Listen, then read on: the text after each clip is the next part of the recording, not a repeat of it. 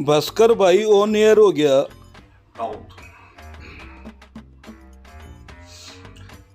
नमस्कार, मैं दीमक चौरसिया आप सब लोगों का स्वागत करता हूं अपने न्यूज चैनल में, अपने स्टूडियो में।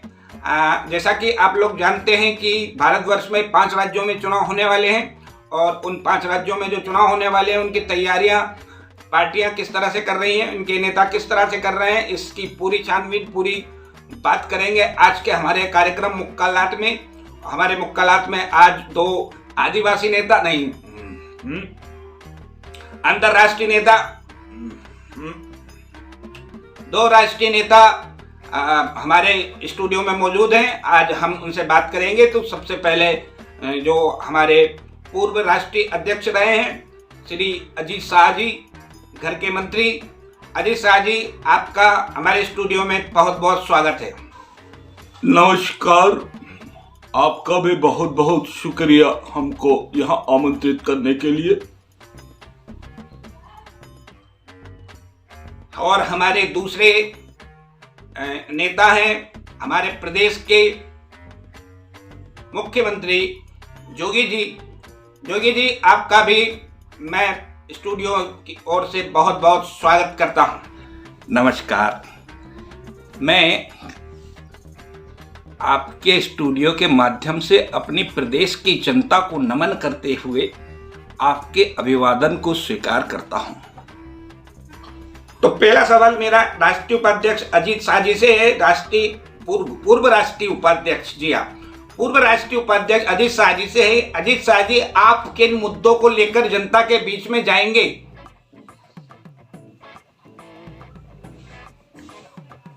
हम चुनाव में जाकर सीधा सरकार की नाकामियों को लोगों के सामने, जनता के सामने रखते हैं और उन्हें बताते हैं कि सरकार क्या कर सकती थी और उन्होंने क्या नहीं किया।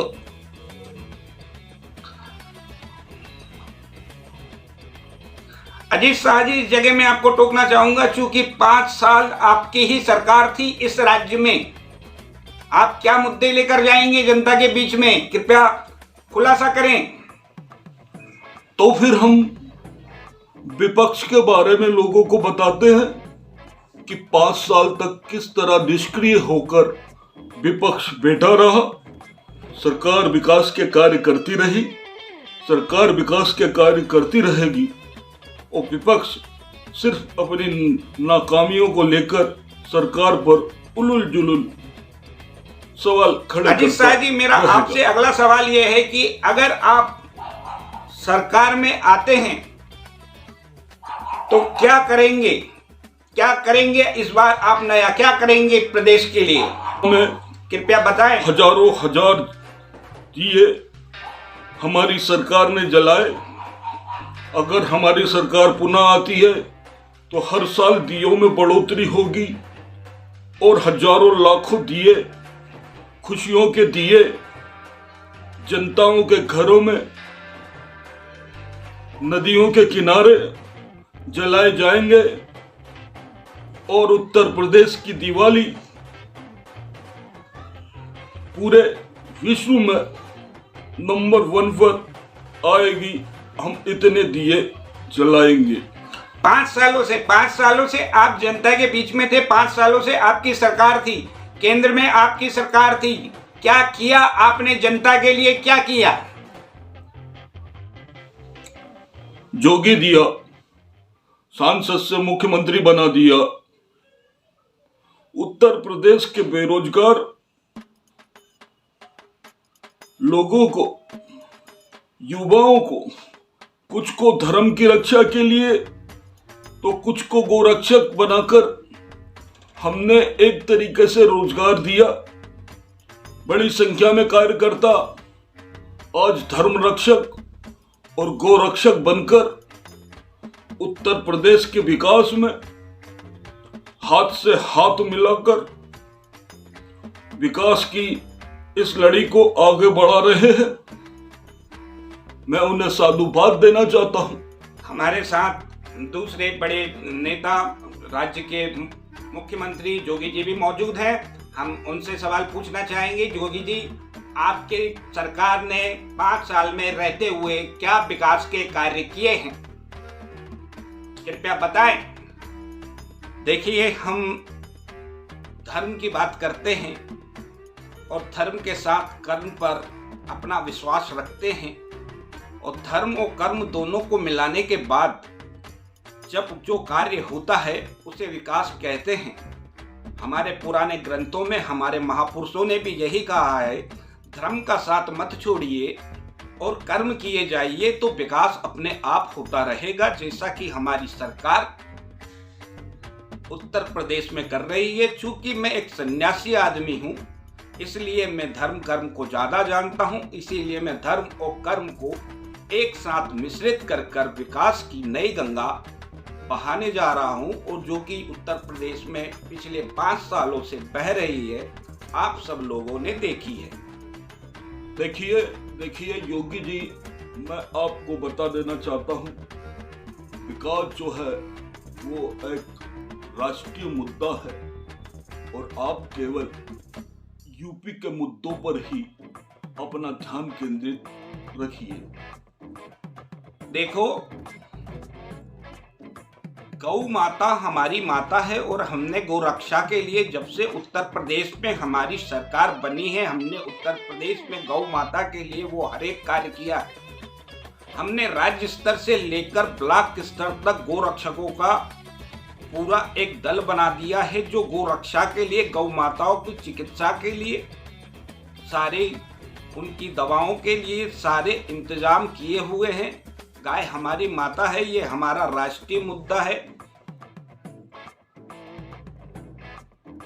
जोगी जी, यहाँ आपके सीनियर नेता लोग बैठे हुए हैं, आप थोड़ा इज्जत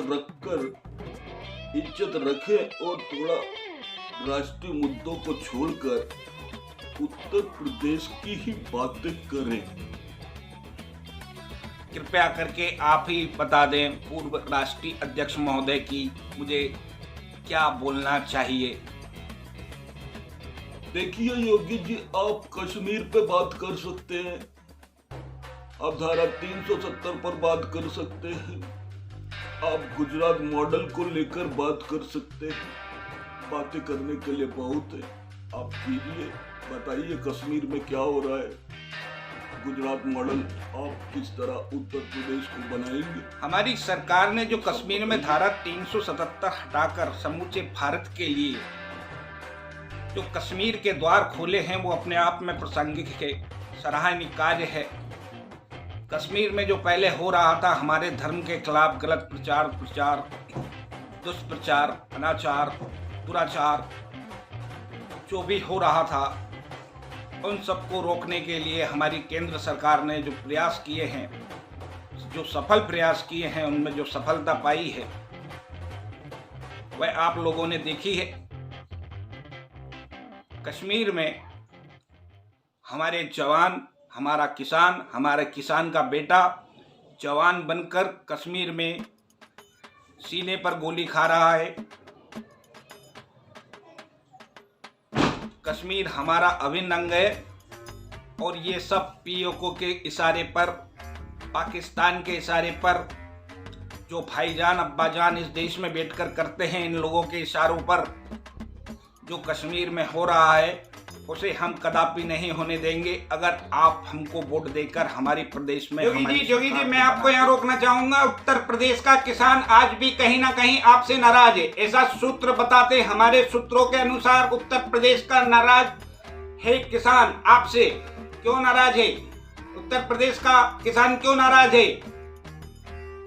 देखिए, ये हमारे खिलाफ विपक्ष की चाल है जो कि पूरी तरह से विफल हो चुकी है। उत्तर प्रदेश का किसान हम लोगों के साथ है और हम लोगों के साथ कंधे से कंधा मिलाकर चल रहा है। मैं एक सन्यासी आदमी हूं, मैं झूठ नहीं बोलता।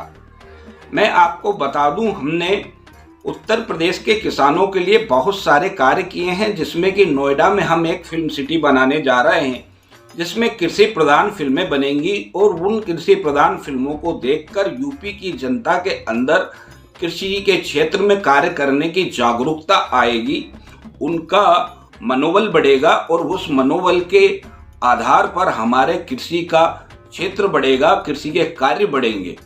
ये हम बहुत जल्दी करने वाले हैं। धन्य है गुरुदेव। इधर पिक्चर चलेगा, फिल्म चलेगा, तो इधर किसान का हल चलेगा। क्या सुत्यापा बनाया है जनता का। भाइयों और बहनों, इस देश में चुनाव आजादी के बाद से अभी तक अगर लड़ा गया है तो केवल और केवल धर्म और राजनीति के नाम पर लड़ा गया है। जाति की राजनीति हमेशा इस देश पर भारी रही है। अगर हम जाति को, कास्ट को अगर चुनाव से निकाल दें तो बचता है घंटा। और इन नेताओं के घर जीतने के बाद जब हम जाते हैं तो ये हमसे बोलते हैं, भाग डीके बोस, भाग डीके बोस। चाहिए तो फिर मिलते हैं अगले प्रोग्राम में आपके साथ। आपका अपना दीमक चौरसिया। देखते रहिए, चैनल को सब्सक्राइब कीजिए, लाइक कीजिए और हाँ, शेयर करना ना भूलिए।